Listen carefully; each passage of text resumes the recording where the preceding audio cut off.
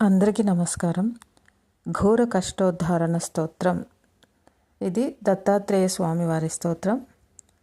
దీని పేరులోనే ఉంది, ఎంతటి ఘోర కష్టాలనైనా తీరుస్తాడు ఆ దత్తాత్రేయ స్వామివారు. ఏ ఇంట్లో అయితే ఈ ఘోర కష్టాధ్వరణ స్తోత్రం పఠింపబడుతుందో ఆ ఇంట్లో అన్ని కష్టాలు తొలగించబడతాయి. ఈ స్తోత్రాన్ని వాసుదేవానంద సరస్వతి స్వామివారు రచించారు. శ్రీపాద శ్రీవల్లభస్త్వం సదైవ శ్రీదత్తాస్పాన్మాహి దేవాధిదేవ భావాగ్రాహ్య క్లేశహారిన్ సుకీర్తే ఘోరాత్ కష్టాదుద్ధరాస్పాన్నమస్తే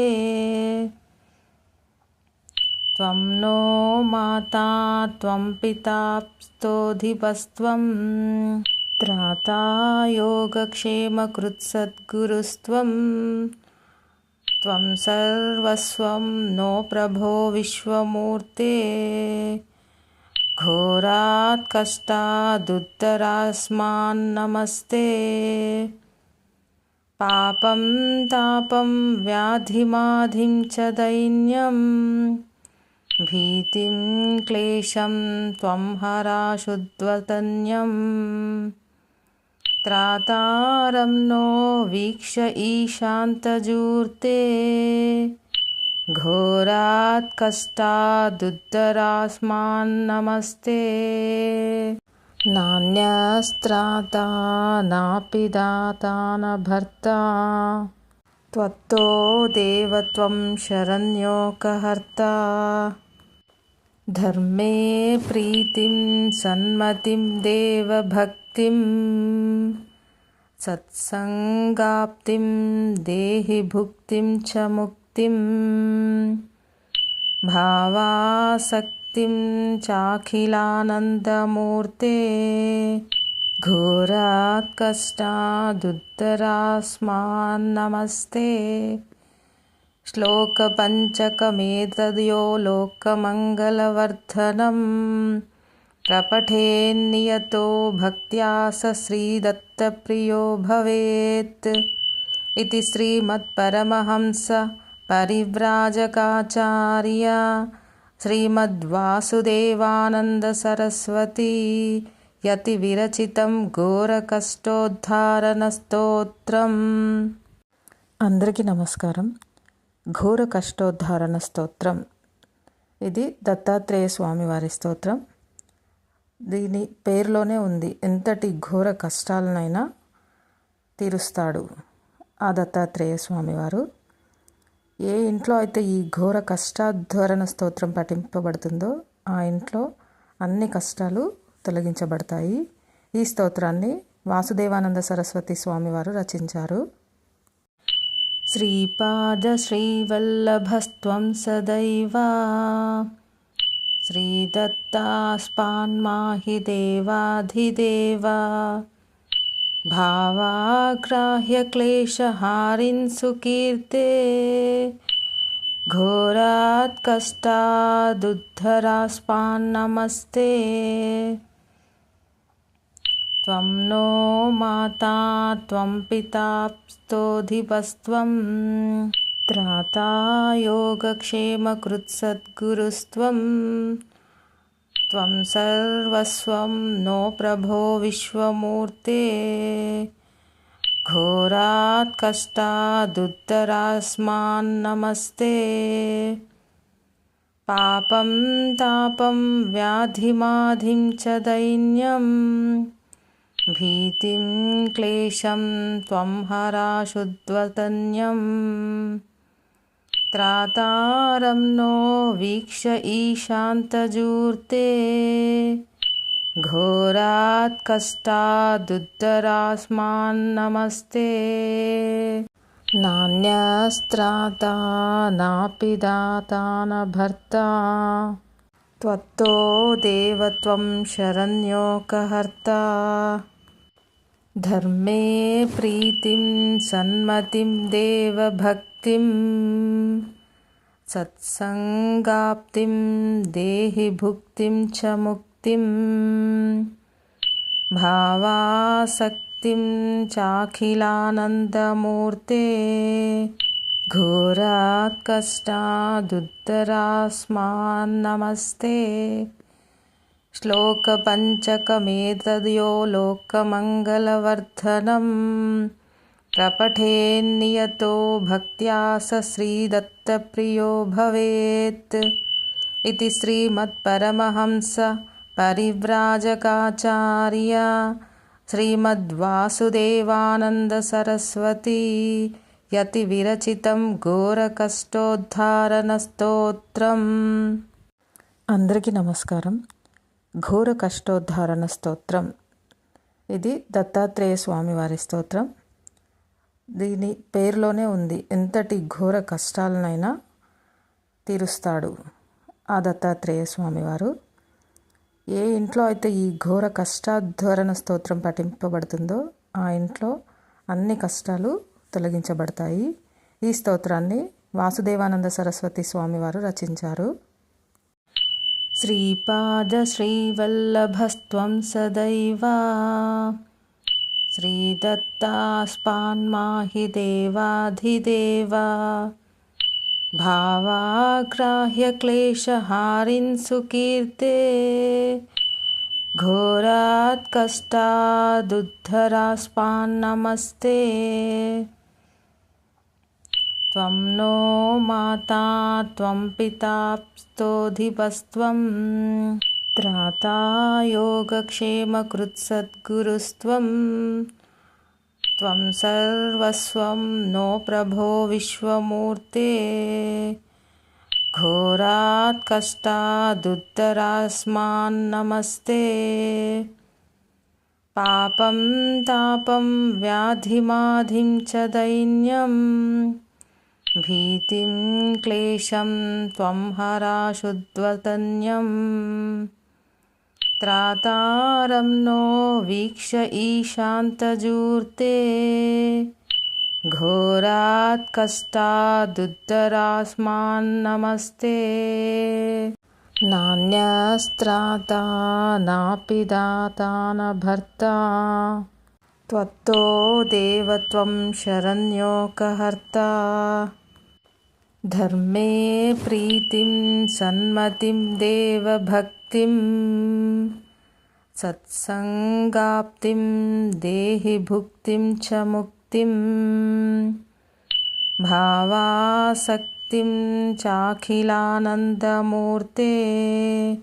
ఘోరాత్ కష్టాదుద్ధరాస్మాన్నమస్తే శ్లోకపంచకమేతద్యో లోకమంగళవర్ధనం ప్రపఠేన్నియతో భక్త్యా స శ్రీదత్తప్రియో భవేత్ ఇతి శ్రీమత్పరమహంస పరివ్రాజకాచార్య శ్రీమద్వాసుదేవానంద సరస్వతి యతివిరచితం ఘోరకష్టోద్ధారణ స్తోత్రం. అందరికీ నమస్కారం. ఘోర కష్టోద్ధారణ స్తోత్రం. ఇది దత్తాత్రేయ స్వామి వారి స్తోత్రం. దీని పేరులోనే ఉంది, ఎంతటి ఘోర కష్టాలనైనా తీరుస్తాడు ఆ దత్తాత్రేయ స్వామివారు. ఏ ఇంట్లో అయితే ఈ ఘోర కష్టాధ్వరణ స్తోత్రం పఠింపబడుతుందో ఆ ఇంట్లో అన్ని కష్టాలు తొలగించబడతాయి. ఈ స్తోత్రాన్ని వాసుదేవానంద సరస్వతి స్వామివారు రచించారు. శ్రీపాద శ్రీవల్లభస్త్వం సదైవ శ్రీదత్తాస్పాన్మాహి దేవాధిదేవ భావాగ్రాహ్యక్లేశహారిన్ సుకీర్తే ఘోరాత్ కష్టాదుద్ధరాస్పాన్నమస్తే త్వం నో మాతా త్వం పితా స్తోధిపస్త్వం త్రాతా యోగక్షేమకృత్సద్గురుస్త్వం త్వం సర్వస్వం నో ప్రభో విశ్వమూర్తే ఘోరాత్ కష్టాదుద్ధరాస్మాన్నమస్తే పాపం తాపం వ్యాధిమాధిం చ దైన్యం भीतिं क्लेशं त्वं हराशुद्वतन्यं त्रातारं नो वीक्ष ईशान्तजूर्ते घोरात् कष्टादुद्धरास्मान्नमस्ते नान्यस्त्राता नापि दाता न भर्ता त्वत्तो देव त्वं शरण्योकहर्ता धर्मे प्रीतिं सन्मतिं देवभक्तिं सत्सङ्गाप्तिं देहि भुक्तिं च मुक्तिं भावासक्तिं चाखिलानन्दमूर्ते घोरात् कष्टादुद्धरास्मान्नमस्ते श्लोकपञ्चकमेतद्यो लोकमङ्गलवर्धनं प्रपठेन्नियतो भक्त्या स श्रीदत्तप्रियो भवेत् इति श्रीमत्परमहंस परिव्राजकाचार्य श्रीमद्वासुदेवानन्द सरस्वती యతివిరచితం ఘోరకష్టోద్ధారణ స్తోత్రం. అందరికీ నమస్కారం. ఘోర కష్టోద్ధారణ స్తోత్రం ఇది దత్తాత్రేయ స్వామి వారి స్తోత్రం. దీని పేరులోనే ఉంది, ఎంతటి ఘోర కష్టాలనైనా తీరుస్తాడు ఆ దత్తాత్రేయ స్వామివారు. ఏ ఇంట్లో అయితే ఈ ఘోర కష్టాద్ధారణ స్తోత్రం పఠింపబడుతుందో ఆ ఇంట్లో అన్ని కష్టాలు తొలగించబడతాయి. ఈ స్తోత్రాన్ని వాసుదేవానంద సరస్వతి స్వామివారు రచించారు.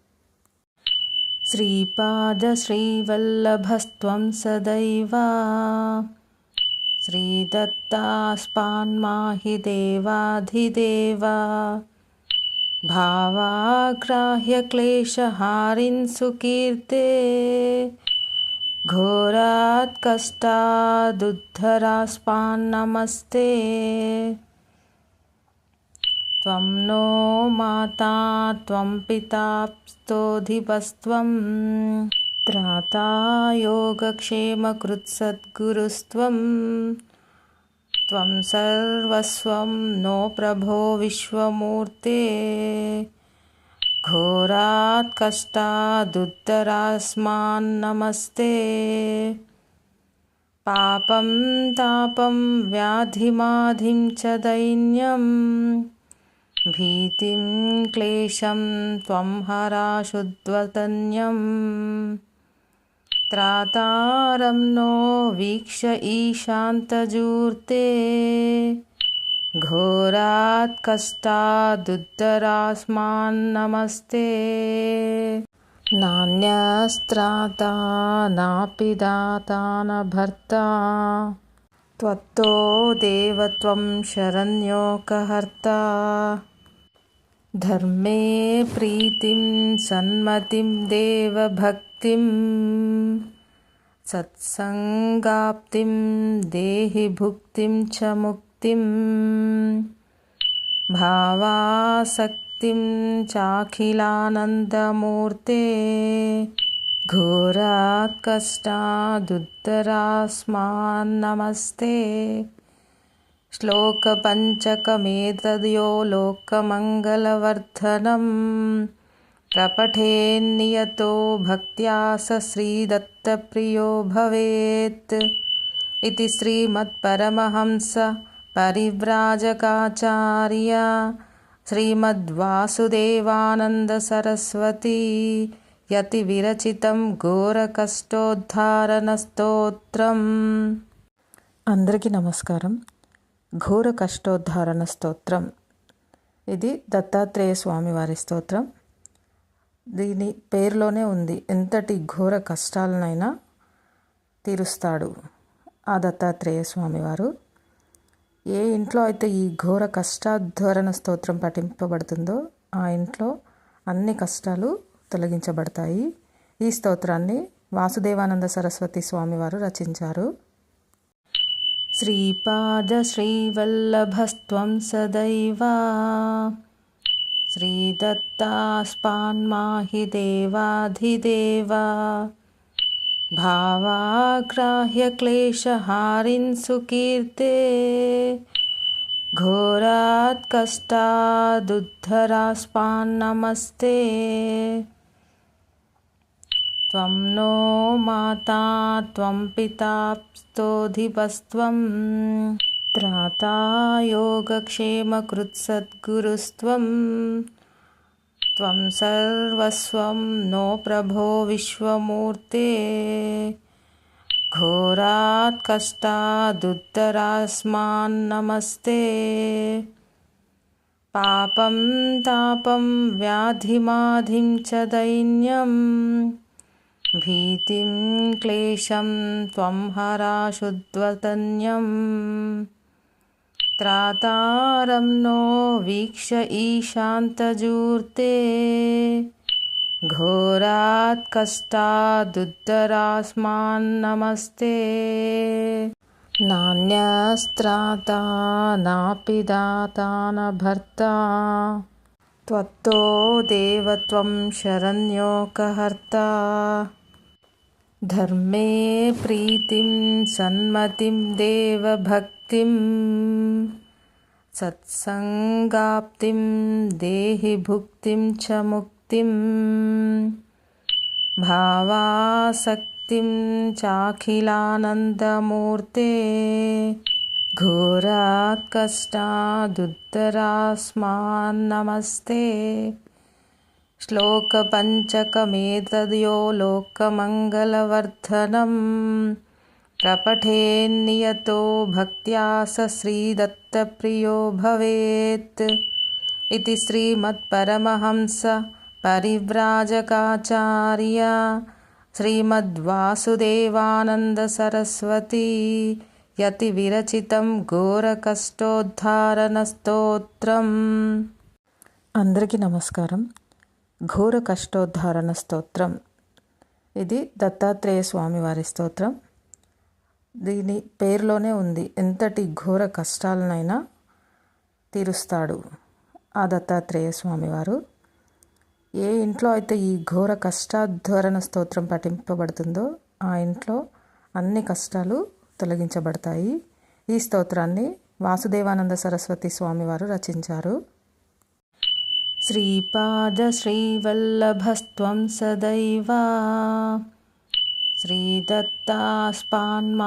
దేవాధిదేవ భావాగ్రాహ్యక్లేశహారిన్ సుకీర్తే ఘోరాత్ కష్టాదుద్ధరాస్పాన్నమస్తే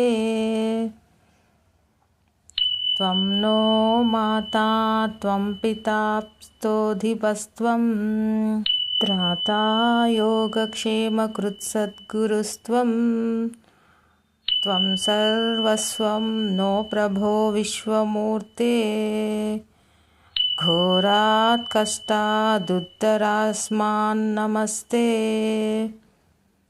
पापं तापं व्याधिमाधिं च दैन्यं भीतिं क्लेशं त्वं हराशुद्वतन्यं त्रातारं नो वीक्ष्य ईशान्तजूर्ते घोरात् कष्टादुद्धरास्मान्नमस्ते नान्यस्त्राता नापि दाता न भर्ता त्वत्तो देव त्वं शरण्योकहर्ता धर्मे प्रीतिं सन्मतिं देवभक्तिं सत्सङ्गाप्तिं देहि भुक्तिं च मुक्तिं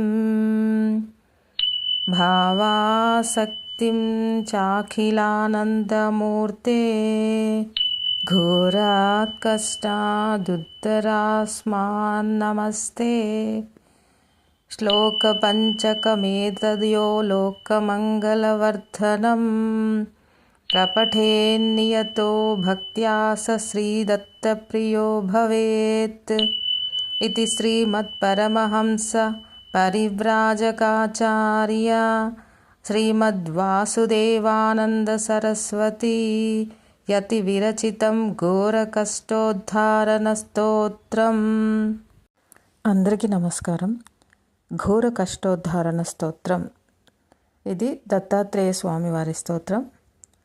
దీని పేరులోనే ఉంది, ఎంతటి ఘోర కష్టాలనైనా తీరుస్తాడు ఆ దత్తాత్రేయ స్వామివారు. ఏ ఇంట్లో అయితే ఈ ఘోర కష్టాధ్వరణ స్తోత్రం పఠింపబడుతుందో ఆ ఇంట్లో అన్ని కష్టాలు తొలగించబడతాయి. ఈ స్తోత్రాన్ని వాసుదేవానంద సరస్వతి స్వామివారు రచించారు. శ్రీపాద శ్రీవల్లభస్త్వం సదైవ శ్రీదత్తాస్పాన్మాహి దేవాధిదేవ భావాగ్రాహ్య క్లేశహారిన్ సుకీర్తే ఘోరాత్ కష్టాదుద్ధరాస్పాన్నమస్తే త్వం నో మాతా త్వం పితా స్తోధిపస్త్వం త్రాతా యోగక్షేమకృత్సద్గురుస్త్వం త్వం సర్వస్వం నో ప్రభో విశ్వమూర్తే ఘోరాత్ కష్టాదుద్ధరాస్మాన్నమస్తే పాపం తాపం వ్యాధిమాధిం చ దైన్యం భీతిం క్లేశం త్వం హరాశుద్వతన్యం త్రాతారం నో వీక్ష ఈశాంతజూర్తే ఘోరాత్ కష్టాదుద్ధరాస్మాన్నమస్తే నాన్యస్త్రాతా నాపి దాతా న భర్తా త్వత్తో దేవత్వం శరణ్యోకహర్తా ధర్మే ప్రీతిం సన్మతిం దేవభక్తిం సత్సంగాప్తిం దేహి భుక్తిం చ ముక్తిం భావాసక్తిం చాఖిలానందమూర్తే ఘోరాత్ కష్టాదుద్ధరాస్మాన్నమస్తే శ్లోకపంచకమేతద్యో లోకమంగళవర్ధనం ప్రపఠేన్నియతో భక్త్యా స శ్రీదత్తప్రియో భవేత్.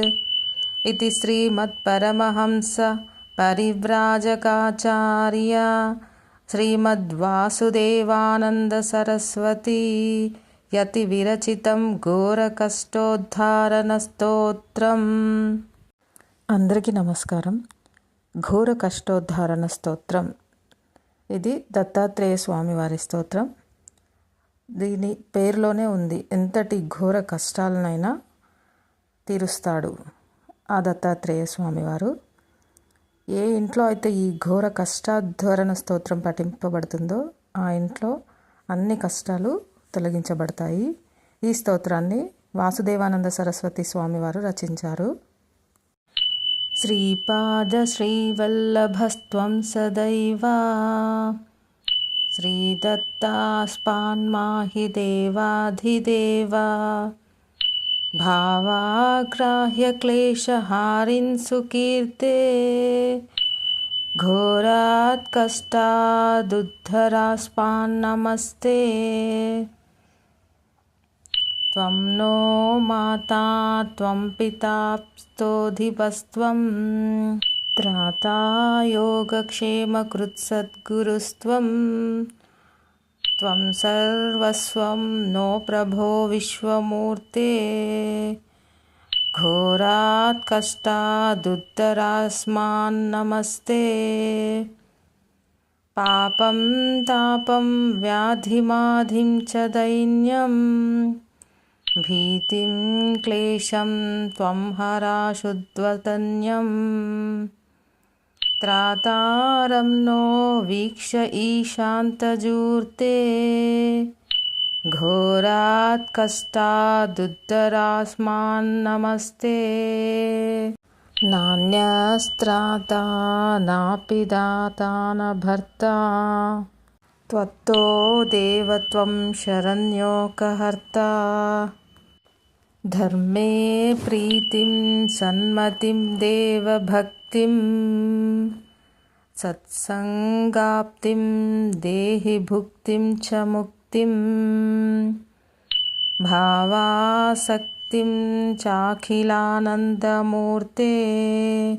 घोरात् कष्टादुद्धरास्मान्नमस्ते श्लोकपञ्चकमेतद्यो लोकमङ्गलवर्धनम् प्रपठेन्नियतो भक्त्या स श्रीदत्तप्रियो भवेत् इति श्रीमत्परमहंस परिव्राजकाचार्य श्रीमद्वासुदेवानन्द सरस्वती యతివిరచితం ఘోరకష్టోద్ధారణ స్తోత్రం.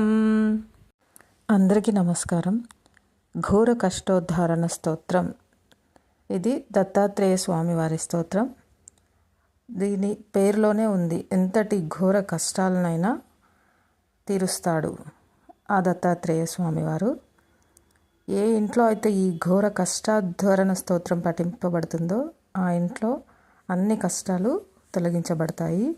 ఈ స్తోత్రాన్ని వాసుదేవానంద సరస్వతి స్వామివారు రచించారు. శ్రీపాద శ్రీవల్లభస్త్వం సదైవ శ్రీదత్తాస్పాన్మాహి దేవాధిదేవ భావాగ్రాహ్య క్లేశహారిన్ సుకీర్తే ఘోరాత్ కష్టాదుద్ధరాస్పాన్నమస్తే త్వం నో మాతా త్వం పితా స్తోధిపస్త్వం త్రాతా యోగక్షేమకృత్సద్గురుస్త్వం త్వం సర్వస్వం నో ప్రభో విశ్వమూర్తే ఘోరాత్ కష్టాదుద్ధరాస్మాన్నమస్తే పాపం తాపం వ్యాధిమాధిం చ దైన్యం భీతిం క్లేశం త్వం హరాశుద్వతన్యం త్రాతారం నో వీక్ష ఈశాంతజూర్తే ఘోరాత్ కష్టాదుద్ధరాస్మాన్నమస్తే నాన్యస్త్రాతా నాపి దాతా న భర్తా త్వత్తో దేవత్వం శరణ్యోకహర్తా ధర్మే ప్రీతిం సన్మతిం దేవభక్తిం సత్సంగాప్తిం దేహి భుక్తిం చ ముక్తిం భావాసక్తిం చాఖిలానందమూర్తే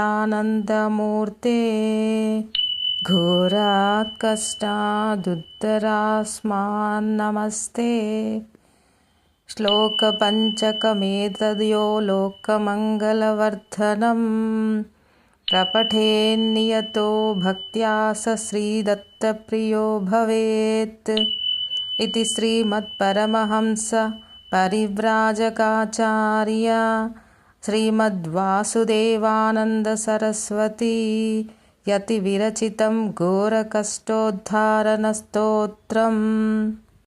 అందరికీ నమస్కారం.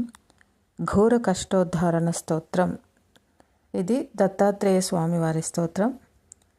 దీని పేరులోనే ఉంది, ఎంతటి ఘోర కష్టాలనైనా తీరుస్తాడు ఆ దత్తాత్రేయ స్వామివారు. ఏ ఇంట్లో అయితే ఈ ఘోర కష్టాద్ధారణ స్తోత్రం పఠింపబడుతుందో ఆ ఇంట్లో అన్ని కష్టాలు తొలగించబడతాయి. ఈ స్తోత్రాన్ని వాసుదేవానంద సరస్వతి స్వామివారు రచించారు. శ్రీపాద శ్రీవల్లభస్త్వం సదైవ శ్రీదత్తాస్పాన్మాహి దేవాధిదేవ భావాగ్రాహ్య క్లేశహారిన్ సుకీర్తే ఘోరాత్ కష్టాదుద్ధరాస్పాన్నమస్తే త్వం నో మాతా త్వం పితా స్తోధిపస్త్వం త్రాతా యోగక్షేమకృత్సద్గురుస్త్వం త్వం సర్వస్వం నో ప్రభో విశ్వమూర్తే ఘోరాత్ కష్టాదుద్ధరాస్మాన్నమస్తే